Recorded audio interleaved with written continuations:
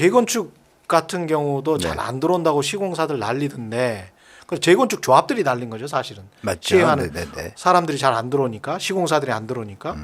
근데 또 부동산 시장에서는 또 부동산이 다시 이제 꿈틀거리는 것 같아. 이런 보도는 또 나오고 있단 말이죠. 아 그건 저 기러기님들인가요? 기레기님들. 그분들이 예. 주장하는 거고 예. 제가 제 개인 유튜브에서도 말씀드렸는데 이젠 더 이상 국민들이 예. 그 기러기 분들의 그 술수를 술수. 속지를 않아요. 네. 실제로 시장에서 보면 여전히 하락거래거든요. 그 부동산론이 예전에도 한번 말씀드렸는데 통계가 정확하지 않습니다. 그 표본을 아직도 제출 안 해요. 예. 표본 없는 통계가 의미가 있나요? 뭐 이런 그렇죠. 부분을 우리 시청자분들 잘 판단하시면 아마 대부분 다 아실 거예요 벌써. 그래서 그렇죠. 이 한국 부동산 통계는 기자들이 받아 쓰는 어떤 루트가 돼 버렸어요. 네. 그래서 뭐 감사가 지금 하고 있지만 제가 볼 땐 나중에 더 감사를 하면 어떤 문제들이 좀 튀어나올 겁니다. 제가 볼 때. 그렇군요. 네. 예. 근데 이제 이런 것도 일종의 이제 뭐랄까요? 황당한 그 가격에 대한 신고가 뭐 용산구 나인원 한남 97억 원에 거래됐다. 이게 이제 아니 실제로 이제 거래됐겠죠. 이건 팩트겠지. 근데 너무나 개별적인 데다가 너무나 고가야. 근데 97억에 거래됐다는데 그 전에 신고가가 95억 5천만 원이었대요. 네. 근데 그들만의 리그에서 1억 올랐다는 이야기인데 이게 1, 이제 1% 오른 거죠. 1%. 그렇죠. 이게 전체 부동산 시장에 어떤 함의를 갖고 있는지는 모르겠습니다만은 이게 한남동이 고가를 찍었기 때문에 부동산 시장에 온기가 퍼질 것처럼 기사를 쓰는 것도 맞지는 않은 것 같은데요. 아니 기사를 쓰면은 우리가 미국 시장에서 뭐 뉴스 제가 많이 보거든요. 예. 비버리힐즈 그 비싼 집 보도 거의 없어요. 대한민국 유별나게 그렇지. 없지. 고가 거래만 되면 그것도 더 웃기는 건 뭐냐면 예. 기다렸다는 듯이. 그죠? 그러네. 기다렸다는 듯이 하자마자 나와요. 하기사 배우들끼리 막 뭐 4천만 달러 집을 5천만 달러에 샀다. 네. 그런 거는 뭐 셀럽들 동정 기사에는 나오지. 맞아요. 부동산 기사에는 안 나오는. 당연히 안 돼요. 예. 더 중요한 게 이 신고가를 찍었다는 게 잔금이 확인이 돼야 되잖아요. 이거 계속 나오는 얘기인데요. 대한민국 부동산 문제가 예. 한국 부동산에서 계약 위주로 하잖아요. 그러면 이게 틈틈이 최근에 도곡동 타워팰리스가 계속 막 10억씩 올라가기 막 찍히거든요. 아 그래요? 너무 이상한 거예요. 근데 예. 잔금 아직 안 받잖아요. 안 줬잖아요. 예. 타워팰리스가 이렇게 올라갈 이유가 전혀 없습니다. 전혀 없는데 막 3-4개씩 올라가요. 그러면 이건 예전에 그 담합 있었잖아요. 공인중개사들. 그렇죠. 그게 지금 마지막으로 지금 그럴 움직이는 수도 것 있죠. 같아요. 그래서 한남동은 특수한 지역이니까 그럴 수도 있는데 그걸 갖다 기사로 쓴다는 자체가 그 의식이 문제인 거죠. 타워팰리스도 그 가보신 분은 알겠지만 굉장히 좁잖아요. 답답하죠. 예, 아, 죄송합니다. 타워팰리스 주민들한테 죄송한데, 죄송한데 답답한 건 사실이죠. 그렇죠? 아니, 네. 아니 그렇잖아요. 네네. 실제로 저도 그 공기 안 좋고. 예, 공기 안 좋고 가봤는데 뭐 50평대가 30평 아파트 30평대 정도밖에 안 되던데. 전용이 작죠. 예, 주보고 굉장히 오셔가지고, 작던데. 예. 예, 그래서 저는 뭐 그 정도 가격이면 안 사죠. 예, 안 사죠. 예, 그거는 실제로 가보시면 느끼실 수 있는데 그냥 그 부의 상징처럼 돼가지고 막 그렇게 떠드니까 그게 오래됐고 생각보다 거기에 또. 너무 휘둘리실 필요 없어요. 그 네. 기자분들이 자꾸 써가지고 좀 스트레스 받는 건 사실인데요. 아니 그 비율이 전 국민 주택의 0. 몇 %밖에 안 돼요. 0.00000 그걸 가지고 자꾸 예. 기사한다는 자체가 그 기자분들이 문제가 있는 거잖아요. 그것보다는 예. 현재 우리 국민 평형인 예. 85제곱하고 그리고 특수 계층이 부유 계층이 사는 건 말고 예. 나머지 95%가 다 정상적인 일반 데서 살잖아요. 그 부분을 갖다 직접 집중적으로 보도가 그렇죠. 나와야 되는데 우리는 그 비율이 너무 차이가 많아요. 그래서 좀 신뢰성이 좀 부족하죠. 그 기사 자체도 말씀드린 대로 계약만 했지 잔금까지 안 나왔잖아요. 잔금 쳤다는 기사 보셨어요? 신고가 얘기만 나오잖아요. 그렇죠. 그럼 계약했다 해지하면 끝난 거 아니에요. 그러네. 이 부분을 우리가 100% 아까 기자님도 아까 그러셨잖아요. 아 이거 데이터 이렇게 했는데 그걸 믿으시면 안 되는데 벌써 세뇌당한 거예요 우리가. 그렇지. 발표가 나오면 맞는 것 같은 건데 아니에요 사실은. 그러니까 그렇습니다. 좀 더 지켜보시고 지금 시장은 이게 신고가 나올 경제가 좋아졌나요? 소득이 그렇죠. 늘어나. 예. 물론 상위 계층은 좀 늘었지만 그렇다고 상위 계층이 돈에 대해서 무감각한 건 아니거든요. 그렇죠. 자기들이 봐도 내려갈 가능성이 많은데 그걸 왜 굳이 비싸게 더 주고 사겠어요? 그렇죠. 그게 이제 간간히 나오잖아요. 어떨 때 아. 주택 가격이 막 하향으로 조정될 때 보면 툭툭 나와 이게 아주 주기적으로. 뭐 그렇게 미리 이해하시면 좋을 것 같아요. 실제는 어떻습니까? 실제 그 지금 분석하신 걸로는 지금 서울이나 수도권 시장은 어떻게 보고 계십니까? 지금 이제 매도자들이 이제 신생아론 있잖아요. 예. 신생아론이 나와서 예. 특례보금자리론 작년에 했던 것처럼 예. 1월부터 9월까지 계속 올랐잖아요. 많이 회복했죠. 그랬죠. 송파 예를 들면 제일 이해가 빠르실 텐데요. 최고가 27억이었어요. 송파 네, 2020년, 21년도에 예, 그랬다가 30평대가 이게 예. 19억대까지 나와요. 18억. 갑자기 한 10억 가까이 빠져요. 예. 빠졌다가 얘가 작년에 재작년이죠. 예. 작년에 특례보금자리론 할 때 얘가 24억까지 올라가요. 다시. 그러니까 거의 90%까지 회복을 한 거예요. 30%, 35% 빠졌다가 아. 90%를 회복하고 나니까 지금 이제 신생아론이 이제 시작됐잖아요. 예. 그러면 소비자들 입장에서 옛날에 많이 내려왔으니까 조금 감수하고 비싸지만 샀지만 지금 다시 올랐잖아요. 그러니까 이걸 다시 살려니까 이거 갭이 너무 많은 그렇지. 거예요. 그러니까 현재 상황은 어떠냐면 얘가 다시 내려오고 있어요. 그럼 우리가 생각할 게 뭐냐. 특례보금자리는 대출을 풀어줬을 때 27억에서 19억, 20억까지 내려온 게 다시 24억, 5억 가는데 예. 요번에는 안 가고 예. 어떻게 됐냐. 지금 내려오고 있어요. 아. 똑같이 신생아론이 나왔는데 예. 그러면 시장 분위기가 이제는 더 이상 속지 않는 거예요. 그 실수요자들이. 지금 말씀하시는 게 중요하죠. 이제 잠실의 그 유명한 대형 대단지 네, 말씀하시는 엘리트, 거죠. 엘스, 리센츠, 엘스, 뭐 트리지, 리센츠 이런 그거 데. 한 18,000 세대 있는데. 예, 예. 거기에 집중돼 있는데. 근데 거기 거래가 많죠 원래. 예.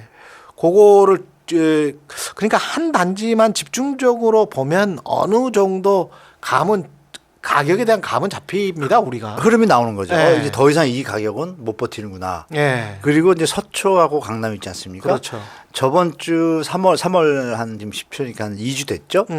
2주 동안 거래가 거의 끊겼습니다. 그 전엔 한 달에 한 그래도 몇백 건 됐는데 그렇죠.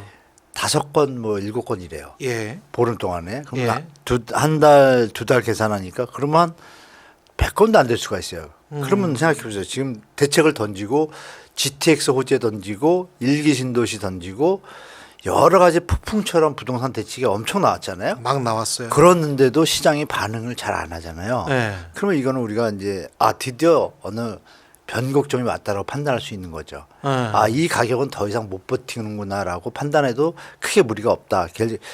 가을쯤 가면 총선 끝나고 뭐 주택 가격 어떻게 된다는 얘기 많잖아요. PF도 예. 그렇고 총선 끝나고 나면 시장 뭐 버틸 수는 있을 거예요. 잠깐. 예. 근데 제가 볼 때 가을 지나지 않습니까? 뭐 제 입으로 이런 얘기 드리기 뭐하지만 2022년 하반기에 매매 전세 하락하는 거 제가 예측을 했는데 그렇게 맞았고 작년에도 제가 9월부터 주택 가격 하락할 거라고 했는데 맞았고 예. 요번에도 맞을 가능성이 조금 있잖아요. 그런 차원에서 말씀드리면 예. 지금 제가 볼 때 한 6, 7월 되잖아요. 빠르면 예. 5월이고요. 예. 6, 7월, 8월 되면 부동산 시장이 정말 급격하게 전혀 우리 2030 세대분들 느껴보지 못한 이상한 분위기를 느낄 수 있다고 저는 미리 말씀드릴게요. 왜 그게 총선 이후의 여름입니까?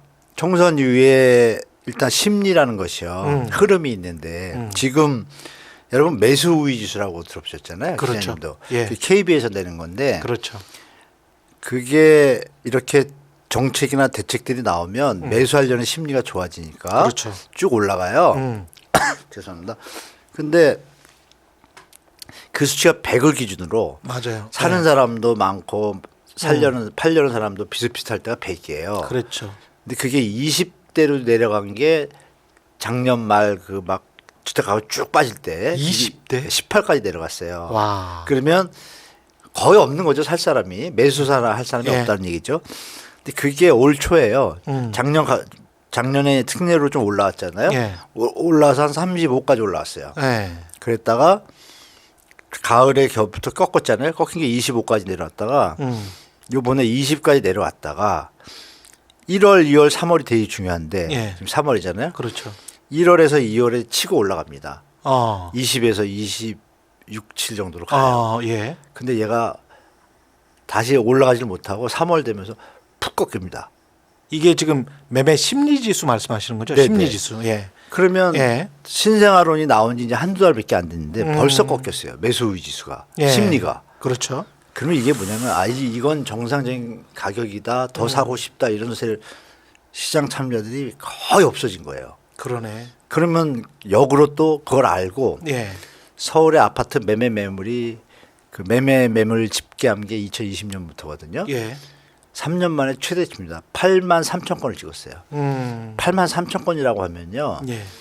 1년에 서울의 적정 물량이 3만 5천에서 4만이거든요. 지금 인구 추세에서 앞으로는 그것도 안 되죠. 주니까. 예. 그럼 2년치 물량에다가 그렇죠. 올해 3만 8천 채 아파트가 입주를 해요. 예. 서울이. 어마어마한 물량이잖아요. 근데 그게 매도 물량으로 나와 있어. 근데 네. 거래는 없고. 음. 그러면 시장 뻔하잖아요. 그렇죠. 수요 공급의 원칙에서. 예. 수요는 주는데 공급은 더 늘어나고 있어요. 이게 시장이. 그렇죠. 이게 이제 팩트를 보시면 그러면 이건 그 요번에 기사 나온 거 보면 뭐 거래량 늘어 기사 있잖아요. 그렇죠. 당연히 늘죠. 대출이 늘었으니까 신생아론이 저금리잖아요. 1.5%니까 그거 쓰고 싶지 않아요. 그러니까 당연히 거래는 늘겠죠. 그 해당하는 분들이. 근데 그 는 거래량 수치가 3천 건이 안 돼요. 서울에 6,100 건이 평균인데 월 아파트 거래량이 예. 3천 건도 안 되는 게 무슨 의미가 있어요 이게. 주택 시장이 안 좋을 때가 2천 건대거든요. 예. 지금 2천 건대예요. 온갖 대책을 퍼붓고 신생아론 퍼붓고 했는데도 2천대라는 건 무슨 의미예요? 이 가격에 문제가 있구나. 이 가격엔 사지 않는구나. 그럼 우리가 시장이 보이잖아요 이제. 그러네요. 이거는 억지로 떠받치는 시장인 건 확실해졌구나라고 판단되는 거죠. 억지로 그래서 조심하셔라. 그래서 이런 것들을 볼 때 예. 가을부터 문제가 터질 텐데 예. PF 있잖아요. 예. 이거 추가적으로 말씀. PF가 아시는 분은 아시지만 4월 15일이 감사 보고서 그 제출 마감일이잖아요. 예. 법인들. 예. 그 태영 최근에 며칠 전에 뉴스 나왔잖아요. 자본 잠시. 예. 그게 지금 이 결에 나왔잖아요. 이게 여기서 끝나는 게 아니라 그게 나오고 나면 어떻게 돼요? 4월에 나왔잖아요. 그러면 기억하시면 레고랜드 때 난리가 나가지고 그때 막 만기 연장을 하려는 그 대출 기관과 사업 시행자들이 막 딜을 했단 말이에요. 그 그랬죠. 만기 연장을 했죠. 예. 근데 4월 15일 날 보고서들이 다 나올 거 아니에요. 나오고 나면 그동안 감추었던 PF 부실들이 보고서에 다 고스란히 나타나요. 그렇겠습니다. 그런 예. 순간부터 어떤 일이 벌어지겠어요? 돈 안 보이지 않게 시장이 흔들리겠죠. 예. 현장 정부도 그래서 손을 놓은 거예요. 12월에 미리 이걸 알고. 그럼 이 4월이 얼마나 버틸까요? 보고서가 속살이 보였으니 그렇지. 치킨집을 하는데 잘 된다고 해가지고 막 도와주려고 했는데 보니까 완전 적자투성이에요. 그럼 누가 도와주겠어요? 손 다 띄죠. 그 돈을 더 안 빌려주겠죠. 안 빌려주면 어떤 일이 벌어요? 당연히 일이 나겠죠. 그러네요. 그거를 제가 아는 지인 개발 이쪽 협회 쪽에 계신 분들 얘기를 통합해 보면 다들 7, 8월 전에 마감돼야 된다라고 하고 있어서 제가 이런 얘기 8월 되면 아마 뉴스에 좀 많이 나올 수 있다. 그러면 그런 가을에 그런 요소들이 겹쳐지면 어떻게 되겠어요? 그러네. 분명히 주택시장은 심리가 많이 가라앉을 거예요. 마지막으로 예. 좀 이제 답변이 계속 죄송한데 지금 저 올림픽 파크 프로원 있잖아요. 둔촌주공. 예예. 파크포레온. 둔촌주공 원래 내년 1월 입주라고 네, 그랬다가 했는데 11월로 다시 옮겼어요. 옮겼죠. 예. 11월로 옮겼는데 그러면 전세 매물이 한 뭐 9월쯤 나와야 되잖아요. 8월이나. 그렇죠. 지금 전세 매물 760개 나와 있습니다. 이미 전세 매물이 그렇게 많이. 네, 네. 현장에. 거기 워낙 대단지긴 합니다만 만 한 2,000세대 되죠. 네, 네. 많이 쳐졌는데 예. 그래서 700개면 어마한 거잖아요. 근데 벌써 나와 있어? 벌써 나와 있다는 의미는 뭘 의미할까요? 정말 나름 똑똑하다고 본인들이 느끼는 사람들이 들어갈 사람 그러니까 잔금을 내가 마지막에 치르고. 들어갈 자신도 없고 팔 수도 없고 그렇지. 세를 놔야 되는데 막상 9월 달 돼가지고 세를 놓으려고 그러면 물건들이 엄청 나오면 어떻게 돼요? 값을 못 받잖아요. 근데 지금 요새 전세가 살짝 오른다고 하잖아요. 그러니까 이때라도 미리 계약을 하면서 미리 선점하려는 거죠. 조금이라도 더 받으려고. 그러네. 근데 만약에 이걸 요번에 계약을 못하고 갔다. 9월 달 되면 어떻게 돼? 이제 지금도 이런 데 물건 쏟아져 나오거든요. 그러네요. 그러면 그것까지 겹치고 말씀드린 PF, 심리 다 겹치면 어떻게 될까요? 시장이 쉽게 살아날까요? 이제 정상화 과정으로 가는 뭐 전세가 오른다고 뭐 그런 이야기. 살짝 펑이죠. 야 이거 살짝 뻥이네. 네, 조심하셔야 됩니다. 조심해야 되네요. 네네. 그 특히 가을 되면은 거기가 또 물량이 굉장히 많은 곳이라서 그럼요. 예, 거기다 한꺼번에 나올 수가 있긴 근처에 있거든요. 3,000세대가 또 더 들어와요. 아, 생각을 해보니까 그 헬리오시티 같은 경우도 9,000세대 정도 됐었는데 맞아요. 그때 서울의 전세가에 영향을 미칠 정도로 물량이 많이 나와버렸거든요. 그 거의 역전세 났었어요. 그 뉴스에 많이 안 맞아. 나왔는데 다 역전세 나가지고 그때 난리 역전세 났었어요. 났었어. 네, 난리 예. 났었어요. 근데 그것보다 그 한 3,000세대 더 많아. 여기는 지금 3,000이 아니죠. 옆에 3,000세대가 또 들어와요. 또 들어온 데가 6월, 있어요? 9월에 강동에 헤리티자이하고 뭐 밀레니엄인가 이렇게 두 아, 단지가 그거 또 있는데 있어요? 그 단지들 합한 게 한 3,000세대 돼요. 그럼 15,000세대예요. 6월부터 11월 사이에 엄청 나옵니다. 그래서 강동구는 엄청나네. 강동구 주민 계시면 우리 네. 시청자 계시면 네. 천천히 기다리셨다 지금 나가서 만기 되셨으면 나가서 월세 사시다가 네. 몇 달만 네. 그럼 한 7, 8월, 9월 되면 좋은 물건들 편하게 4년 사실 수 있을 거예요.